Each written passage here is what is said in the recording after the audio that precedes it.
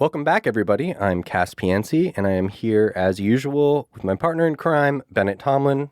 Today, we are going over my article that I wrote a few years ago now that is about a time I went to Hong Kong to try to find Bitfinex and Tether. It's my favorite story that I've ever written.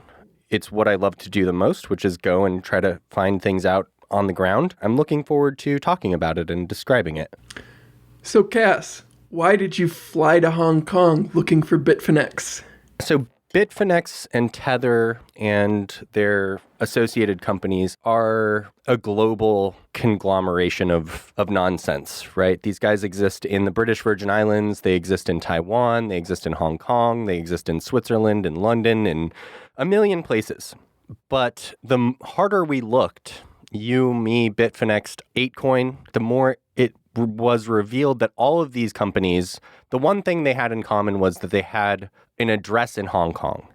So my best bet, if I was going to try to find them, was to go to the place where all of their offices existed.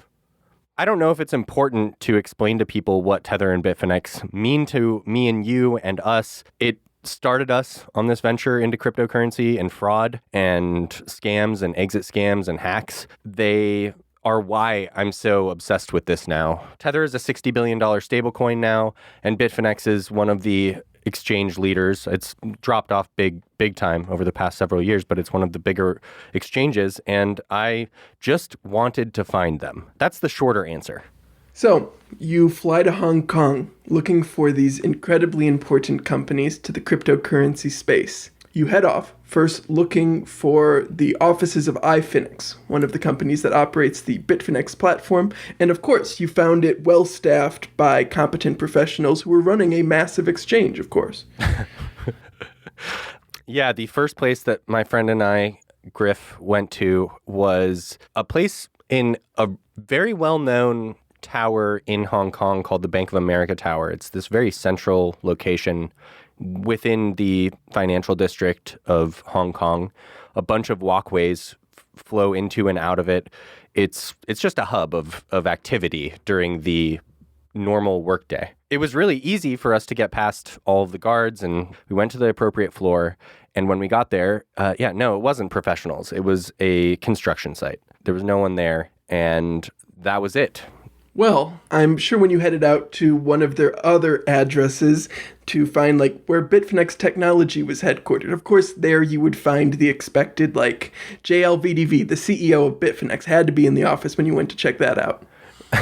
To be honest, by this time I went to Hong Kong under the suspicion that I wasn't going to find anything. So I was pretty sure that I would walk away empty-handed. I wasn't very concerned that I would actually stumble upon anything until my friend Griffin was like, so what are you going to ask them if they're there? And it just dawned on me oh man, I don't know what I'm going to ask. And I don't even know how I'm going to react if we actually stumble into Bitfinex headquarters. Thankfully, that's not what we stumbled into. What we found on the other side of the door for J&K Holdings Limited, I think was the name of the company, was two Chinese women who knew English, and when I asked them if anyone worked there from Bitfinex, if anyone worked there from Tether, she said no.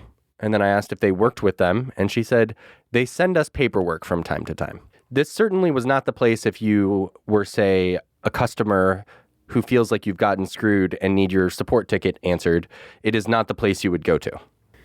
Okay, fine. So Bitfinex doesn't have any offices in Hong Kong, and you've checked out these two buildings already, but there was, of course, the third address for Tether, and you had to finish out the loop.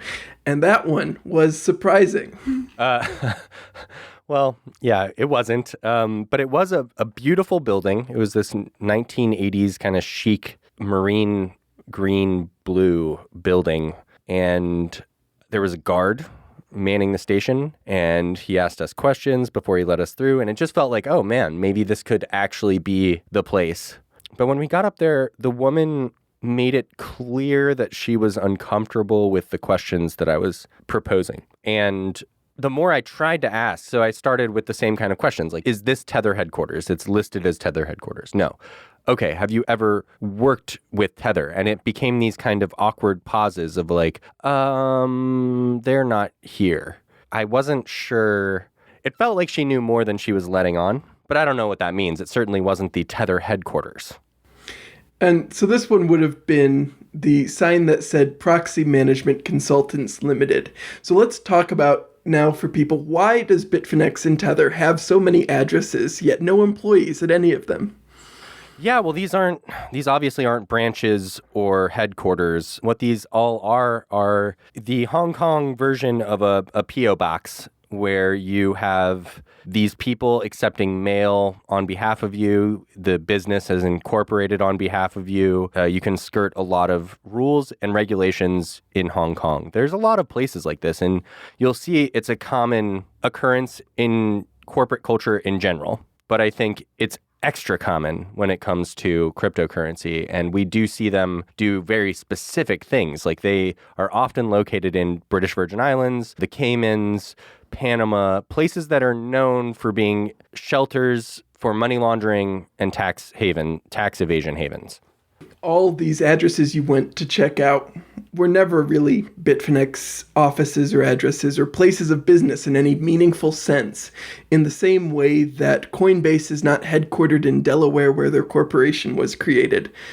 But the opposite, while Coinbase is suggesting they don't have a headquarters, the reality is that if there's an exit scam and all of the funds on Coinbase disappear, everyone knows they can go to San Francisco, where all of the employees for Coinbase who aren't remote work. So the idea that there isn't a headquarters for Coinbase, that's bullshit, man. And the same for any of these things. Like if Gemini exit scam tomorrow, you can go to New York, go find me Bitfinex and Tether. They walk away with all of your money. Where are you going? How are you getting it back?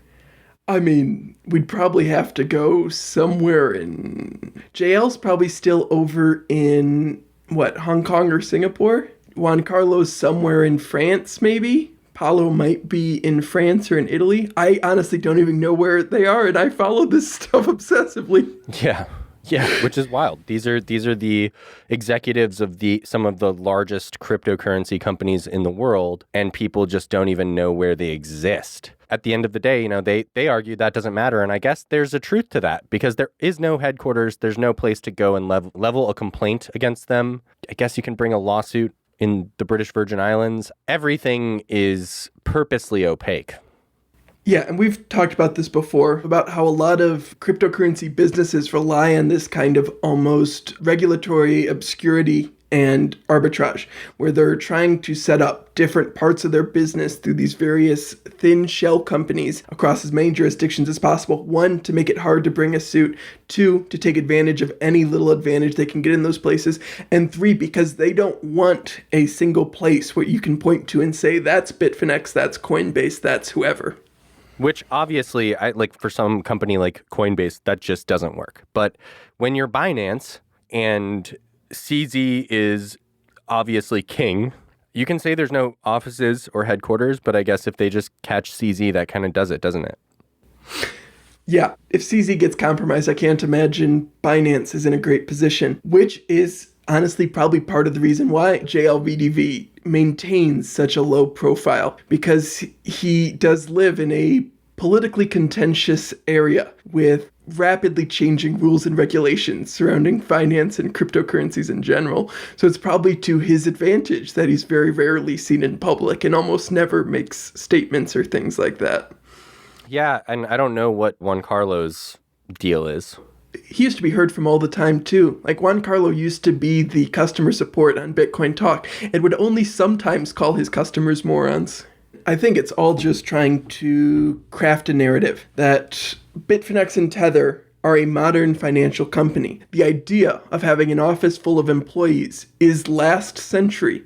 We can be so much more efficient by recruiting around the globe for the best possible talent.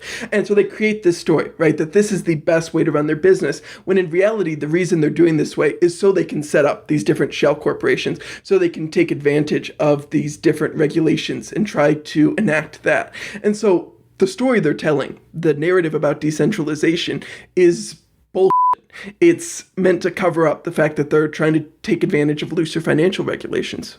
Without something like the Panama Papers in a crypto form or something, I just don't know how you put a stop to that, because these people can churn up 100 different shell corporations and dissolve them the next week.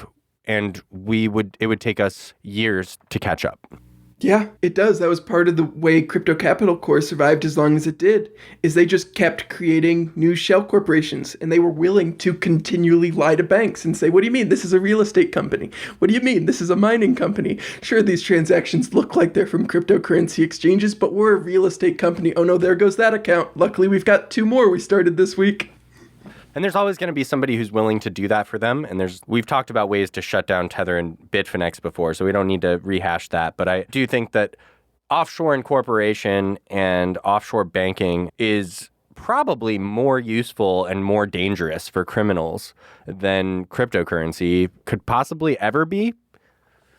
It's less easily traceable than like the major cryptocurrencies, right? Like you and I have tracked major important events on the Bitcoin and Ethereum blockchain, and we could see them happening because you can see the transactions. You shovel money through 3 shell corporations across 3 different countries, several different banks. We lose the ability to track that, to have any insight into that. And you need subpoena power, and you need subpoena power across multiple jurisdictions. Yeah, I mean, the Enron guy, Lou Pai, who's one of the only ones who didn't get charged, I've been looking into him, and he has the Lou Pai Foundation in Texas, which I can't legally acquire any information about a 501c3. There's no way for me to acquire how much money gets donated to them every year, by whom, and for what. But it is a registered charity and foundation, and it is 501c3, which is that's America, man. You don't have to go across the globe to find the exact kind of thing that's happening now, that's happening before in Hong Kong and Panama and British Virgin Islands, happening now in places like Nevada and Delaware, Montana, Texas, Wyoming, right? All of these places now are actually adopting the system of offshore incorporation and offshore banking. While it's not obviously offshore, I'm just saying it's like, yeah, it just changes the dynamic fully. Individuals can choose whether or not they want to provide money or whatever to corporations that use these kind of techniques, but shell corporations and using stuff like that to launder money is still an effective tactic used by criminals. And yeah, and a lot of the stuff, you go in there and all of these companies are dissolved and gone. You can follow these guys only as long as the trail is hot. And as soon as it goes, even I'll never forget that Ravid Yosef thing where I tracked her and stupidly announced it that I was tracking her in Israel. And then I lost the trail because I spoke about it publicly. So I think it's really easy for researchers and journalists and writers to be looking into something, be right there, and feel like you're so close to seeing how the ugly underbelly of these industries work. And I think crypto is just like so entwined with offshore incorporation and offshore banking. That underbelly is much even seedier than cryptocurrency. And it has been really eye-opening for me.